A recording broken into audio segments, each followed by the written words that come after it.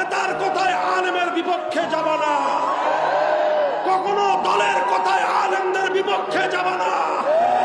যেই দল আলেমদের বিপক্ষে বলে সেই দলকে তালাক দিবা, যেই নেতা আলেমদের বিপক্ষে বলে সেই নেতার 14 গোষ্ঠীকে তালাক দিবা। পারবা তো ইনশাআল্লাহ? তাহলে ইনশাআল্লাহ রাজনৈতিক দলও ঠিক হয়ে যাবে, নেতারাও ঠিক হয়ে যাবে।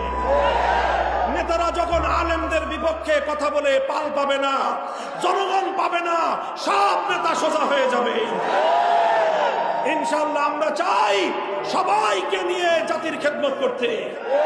কেউ আমাদের শত্রু না, কেউ আমাদের দুশমন নয়।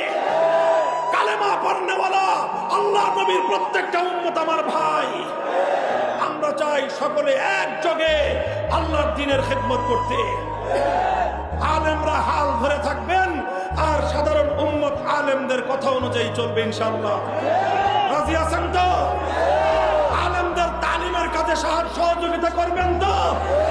দাওয়াতের কাজে আলেমদের কথা মানবেন তো?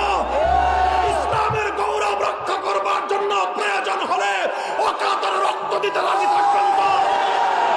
আপনাকে রাজি করতে গিয়ে আমি আমার রাসূলকে নারাজ করতে পারবো না। আপনাকে খুশি করতে গিয়ে আমার মালিক রব্বুল আলামিনকে আমি অখুশি করতে পারবো না। সুতরাং আই এম সরি।